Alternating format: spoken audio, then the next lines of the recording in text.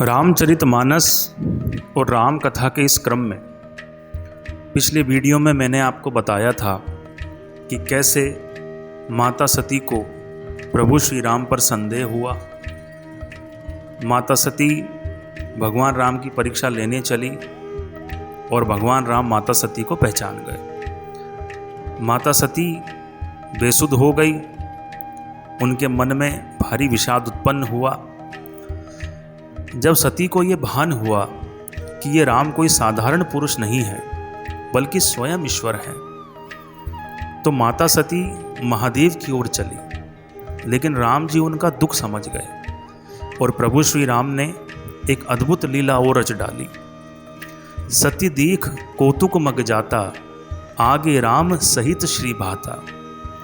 जह चितवहीं तह प्रभु आसीना, से वहीं सिद्ध मुनीस प्रवीणा। इस चौपाई का अर्थ क्या है? सती दीख कौतुक मग जाता। माता सती जहां भी देखती है वहीं उन्हें प्रभु श्री राम के साथ उनके छोटे भाई लक्ष्मण जी दिखाई देते हैं। जह चितवहीं तह प्रभु आसीना, उन्हें यही दिखाई देता कि हर जगह प्रभु ही आसीन है। बड़े बड़े सिद्ध मुनीश्वर, ज्ञानी, ध्यानी, ऋषि, साधु, संत भगवान राम की सेवा कर रहे हैं। यहाँ यह बात समझने वाली है कि प्रभु श्री राम ने माता सती को अपना ये रूप इसलिए दिखाया ताकि उनका मन स्थिर हो सके। उनका चित्त जो भटक रहा था वो शांत भाव से प्रभु के चरणों में स्थिर हो जाए। आगे तुलसीदास जी लिखते हैं कि देखें शिव विदु विष्णु अनेका, देखें शिव विधि विष्णु अनेका, अमित प्रभाव एक ते एका, बंदत चरण करत प्रभु सेवा, विविध वेश देखें सब देवा। माता सती ने देखा कि केवल सिद्ध मुनि ही नहीं बल्कि ब्रह्मा, विष्णु, महेश भांति भांति के वेश धारण करके भगवान राम की सेवा कर रहे थे। उन्होंने देखा कि सती, ब्रह्माणी, लक्ष्मी सब उनके साथ थी और उस छवि में समस्त जगत के प्राणियों को उन्होंने देख लिया। आगे तुलसीदास जी ने लिखा कि सोई रघुबर सोई लक्ष्मण सीता, देखी सती अति भई सभीता, हृदय कंप तन सुधि कछु नाही, नयन मूंद बैठी मगमाही। अनेकों राम, अनेकों लक्ष्मण और अनेकों सीता देख करके माता सती भयभीत हो उठी। देख सती आई भई सभीता, उनका हृदय कांपने लगा। उन्हें अपने आप की कोई सुध नहीं रही। ऐसा सब देख करके उनकी सुध बुध खो गई और अंत में आंख मूंद कर वो बैठ गई। कुछ समय बाद उन्होंने जब अपने नेत्र खोले तो उन्हें कुछ भी नहीं दिखाई दिया, न भगवान राम, न लक्ष्मण जी, न उस प्रकार की कोई लीला उन्हें दिखाई दी। ऐसे में माता सती शिव के पास गई। जब शिव ने उन्हें देखा तो उनसे परीक्षा के बारे में पूछा, लेकिन माता सती ने संकोच के कारण या तो भयभीत होने के कारण झूठ बोल दिया। माता सती क्या बोली? माता सती ने शिव से कहा, कछु न परीक्षा लीन गोसाई, कीन प्रणाम तुम्हारी ही नाही, जो तुम कहा सो मृषा न होई, मोरे मन प्रतीति अति सोई। हे प्रभु, कछु न परीक्षा लीन गोसाई। हे मेरे महादेव, हे मेरे प्रभु, मैंने तो कोई परीक्षा नहीं ली। कीन प्रणाम तुम्हारी ही नाई, जैसे आपने प्रणाम किया वैसे ही मैंने प्रणाम किया। जो तुम कहा सो मृषा न होई। प्रभु, आपने जो एक बार वचन कह दिया वो मिथ्या कैसे हो सकता है? मोरे मन प्रतीति अति सोई। जैसे आपके मन में प्रभु श्री राम के प्रति अगाढ़ प्रेम और भक्ति है महादेव, वैसे ही मेरे मन में भी है। लेकिन जैसे ही महादेव ने ध्यान लगाया तो वो सारे प्रसंग, सारी घटनाएं जो वन में घटित हुई थी उनकी आंखों के सामने आ गई। महादेव को बड़ा संताप हुआ। तुलसीदास जी लिखते हैं, सती कीन सीता कर बेसा, शिव उर भयहूँ विषाद विशेखा। जो अब करहूँ सती सन प्रीति, मिटही भगति पथु होई अनीति। महादेव अब एक ऐसी विडंबना में, एक ऐसी परिस्थिति में फंस गए कि उन्होंने मन ही मन ये विचार कर लिया कि शिव उर भयहु विषाद विशेखा। असहनीय पीड़ा उनके हृदय में उत्पन्न हुई। और वो क्यों हुई? क्योंकि वो भगवान राम को अपना गुरु मानते हैं, माता सीता को वो अपनी माँ मानते हैं, और उनकी पत्नी ने माता सीता का ही रूप धारण कर लिया। जो अब करहूँ सती सन प्रीति, अब मैं सती से कैसे प्रेम करूं, मैं सती को कैसे स्पर्श करूं, मिटहि भगति पथ हो या नीति। अगर मैं ऐसा करूंगा तो मेरे भक्ति का पंथ खत्म हो जाएगा। ये नीति कहाँ होगी, ये तो अनीति हो जाएगी, अन्याय हो जाएगा। शिवजी ऐसा इसलिए सोच रहे हैं क्योंकि माता सीता उनकी माँ के समान है।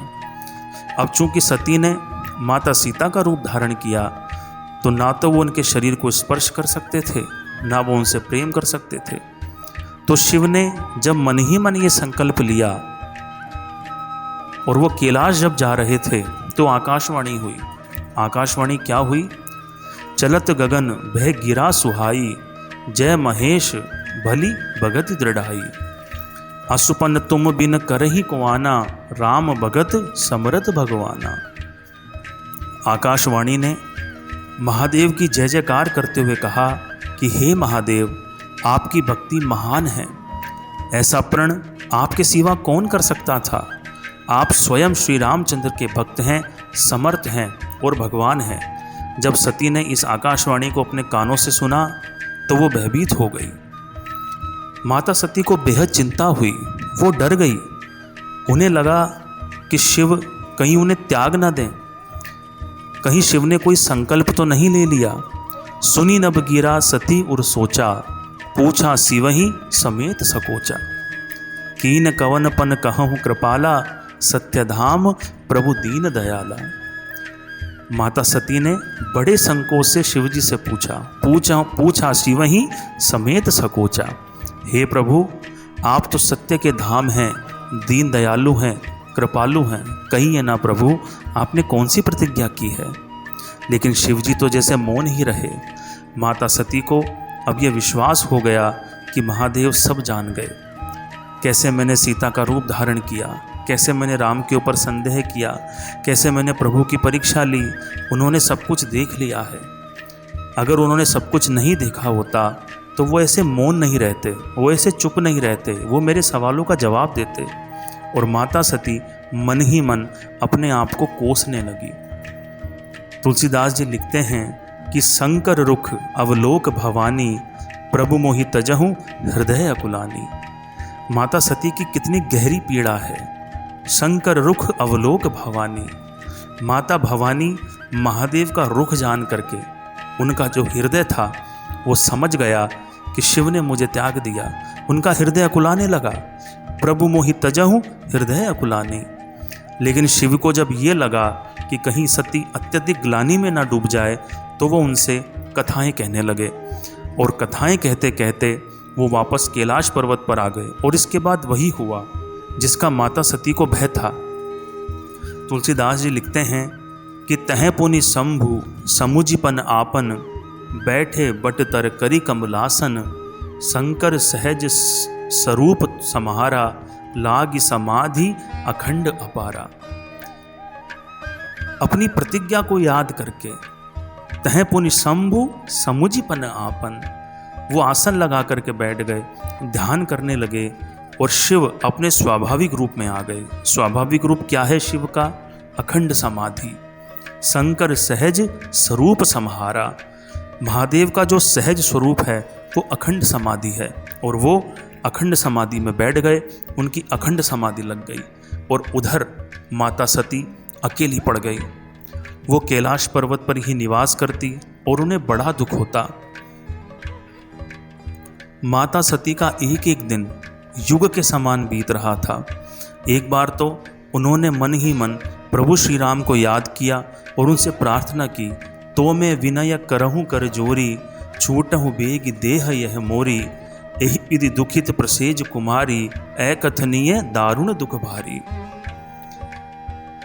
माता सती ने मन ही मन प्रभु श्री राम का स्मरण किया, प्रभु श्री राम को याद किया और उनसे प्रार्थना की कि तो मैं विनय करहूँ कर जोरी, छूट ही बेग देह यह मोरी। हे प्रभु, ये वियोग मुझसे सहा नहीं जा रहा, इससे तो अच्छा है कि ये शरीर मुझे त्याग दे। मैं क्यों जिंदा हूँ, मैं क्यों जीवित हूँ। माता सती का यह दुख इतना बड़ा दारुण दुख था, इतनी बड़ी उनकी असहनीय पीड़ा थी कि तुलसीदास जी लिखते हैं कि इसका वर्णन नहीं किया जा सकता।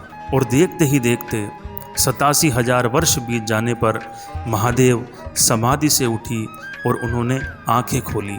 तुलसीदास जी ने लिखा कि बीते सम्मत सहज 87, तजी समाधि शंभु अविनाशी। महादेव समाधि से उठे, उन्होंने माता सती को देखा। माता सती का हृदय बहुत अकुलाया हुआ था, वो बहुत परेशान थी, वो बहुत सोच में थी और वो महादेव से कुछ कहना चाहती थी।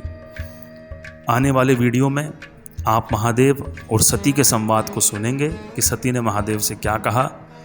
आज इस वीडियो में इतना ही, अगले वीडियो में आपसे फिर मुलाकात होगी।